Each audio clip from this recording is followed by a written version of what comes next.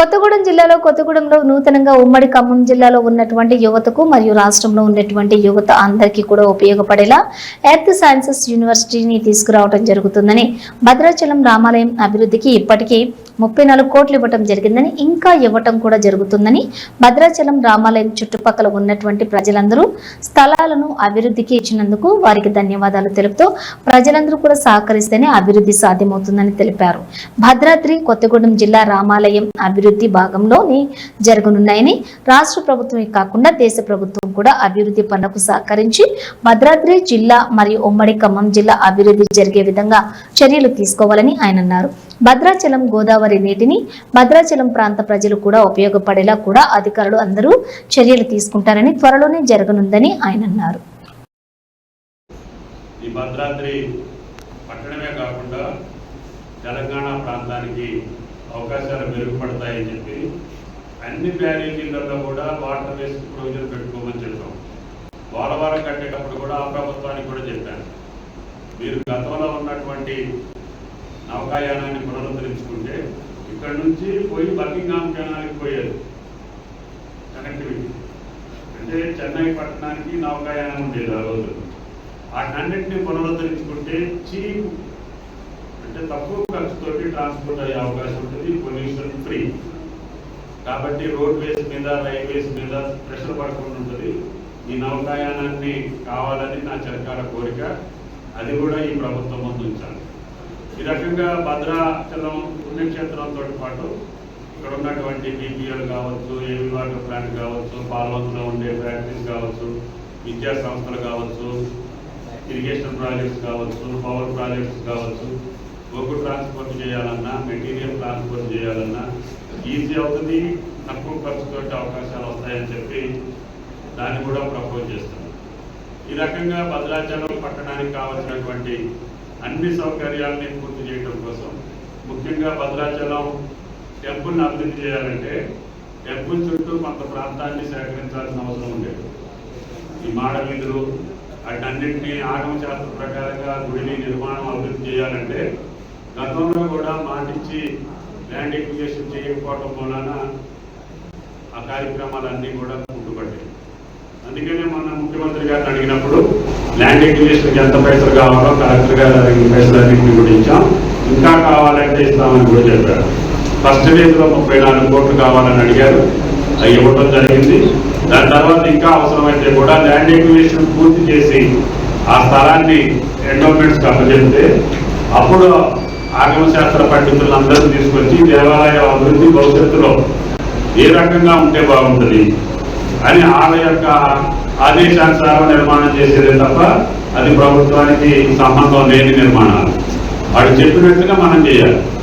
కాబట్టి అది కూడా ఈ ల్యాండ్ ఎక్విజిషన్ పూర్తి అవగానే ఆ పద్ధతిని కూడా కొనసాగించాలని చెప్పి మొన్న పెద్దలందరూ అయ్యగారులందరూ కూడా వచ్చారు. సీఎం గారు కూడా చెప్పారు, మీరు త్వరగా కార్యక్రమాన్ని పూర్తి చేయండి, దానికి కావాల్సినటువంటి కార్యక్రమం తీసుకుందామని చెప్పి ముఖ్యమంత్రి గారు కూడా చెప్పారు. కాబట్టి కలెక్టర్ గారు ఆ పని మీద ఉన్నారు. ల్యాండ్ ఎక్విజిషన్ ప్రొసీజర్స్ అంతా కంప్లీట్ చేశారు. ఆ పైసలు కూడా నాకు తెలిసి ఇచ్చినట్టు చేశారు. కాబట్టి దయచేసి అందరూ సహకరించాలి. రాజకీయ పార్టీలతో పాటు ప్రజాప్రతినిధులతో పాటు అధికార యంత్రాంగం చేసేటటువంటి కృషి, ఈ ప్రభుత్వం తలపెట్టినటువంటి కార్యక్రమాలన్నీ పూర్తి కావాలంటే ప్రజా సహకారం కావాలి. ఇప్పుడు సీతారామ ప్రాజెక్టు పూర్తి చేయాలంటే ఇంకా 1000 ఎకరం భూమి సేకరిస్తే తప్ప డిస్ట్రిబ్యూటరీ కెనాల్స్ పూర్తి కావు. దానికి కూడా మన క్యాబినెట్లో ముఖ్యమంత్రి గారు ఆమోదించారు. ఇవాళ రేపు వాటికి కూడా ఆర్డర్స్ వస్తాయి.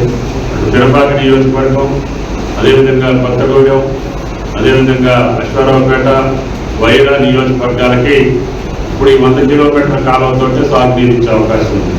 వాటికి కూడా ఈరోజు రివైజ్డ్ అప్రూవల్ శాంక్షన్ చేస్తే తప్పకుండా వెంటనే డిస్ట్రిబ్యూటరీస్ కూడా తవ్వి ప్రతి నియోజకవర్గంలో కనీసం 30-40 వేల ఎకరాలు తక్కువ కాకుండా ఇరిగేషన్ ఇచ్చే అవకాశం ఉంది.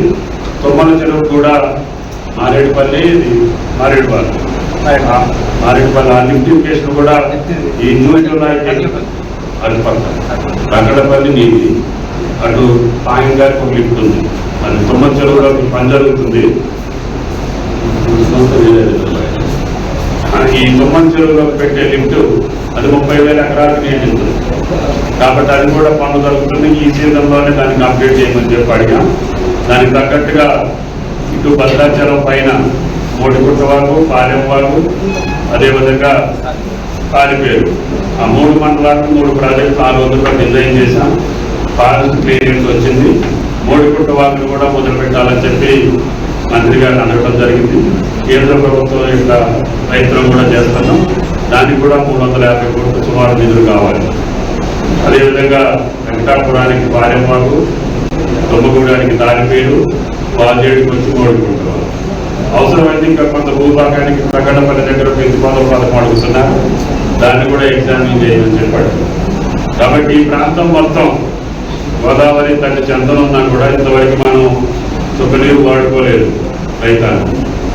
అందుకని జిల్లాకి పక్క జిల్లాలకి కూడా సాగునీటితో పాటు తాగునీటి ఇచ్చే పథకాలన్నింటినీ కూడా ప్రారంభించాం. సీతారామ, అదేవిధంగా సీతమ్మ సాగర్, అదేవిధంగా మిషన్ భగీరథ అన్నీ కూడా ఈ గోదావరి తల్లి దయ వల్ల ఈ రాముని పాదాల చెంతన భద్రాద్రి జిల్లా నిర్మాణం, దానికి కొత్త కలెక్టరేట్, అన్ని అంగులతో కూడుకున్నటువంటి జిల్లా, అన్ని అవకాశాలు ఉన్నటువంటి జిల్లా, అన్ని సౌకర్యాలు కల్పించాలని చెప్పి ఈ గిరిజన ప్రాంతంతో పాటు ఇక్కడ నిలుస్తున్నటువంటి అన్ని కులాలు, అన్ని వర్గాలు, అన్ని మతాలు ఆనందంగా ఉండాలంటే ఈ కార్యక్రమాలు పూర్తి చేసుకోవాల్సిన బాధ్యత మన అందరి మీద ఉంది.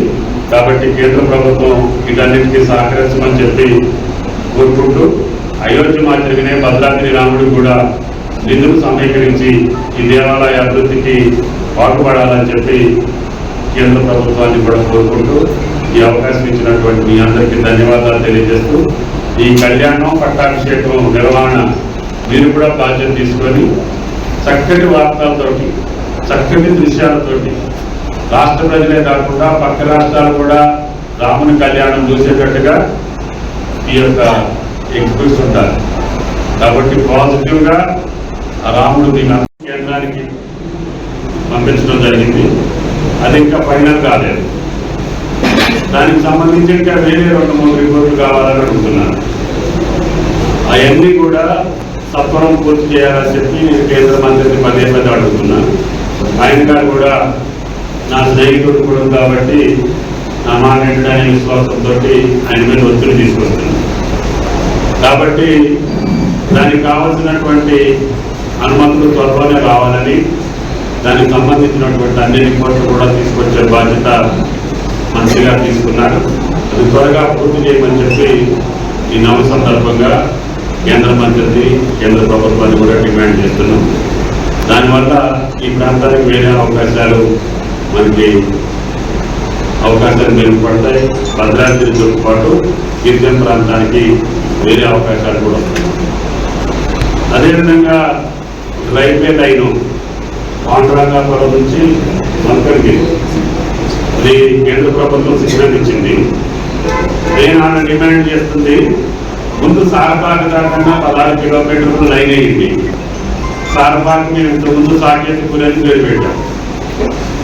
ఇప్పుడు భద్రాద్రి ఉత్సవాలు అక్కడికి రైల్వే స్టేషన్ వస్తే భద్రాద్రి రాముడికి కనెక్టివిటీ వస్తుంది. అది సర్వే జరిగింది. పాండురంగాపురం నుంచి రోడ్డు కూడా నిర్మాణం చేసిన రైల్వే శాఖ ఎప్పుడో 10-20 సంవత్సరాల నుంచి సర్వే చేసి రిపోర్ట్స్ కరెక్ట్ ఉంది. ఇది మల్కాన్గిరి ఎట్లా ఇచ్చారు కాబట్టి మీరు మల్కాన్గిరి గోదావరి మీద బ్రిడ్జ్ అయ్యే లోపలనే అప్ టు సాకేతపురి అంటే సారపాక వరకు నాకు రైల్వే లైన్ 15-16 కిలోమీటర్లు వేస్తేనే భద్రాచలానికి రైల్వే కనెక్టివిటీ వస్తుంది. కాబట్టి ఆ మంత్రి గారికి కూడా లెటర్ రాశాను. ఆయన కూడా త్వరగా ఎగ్జామిన్ చేసి రిపోర్ట్ పంపిస్తానని చెప్పి చెప్పారు.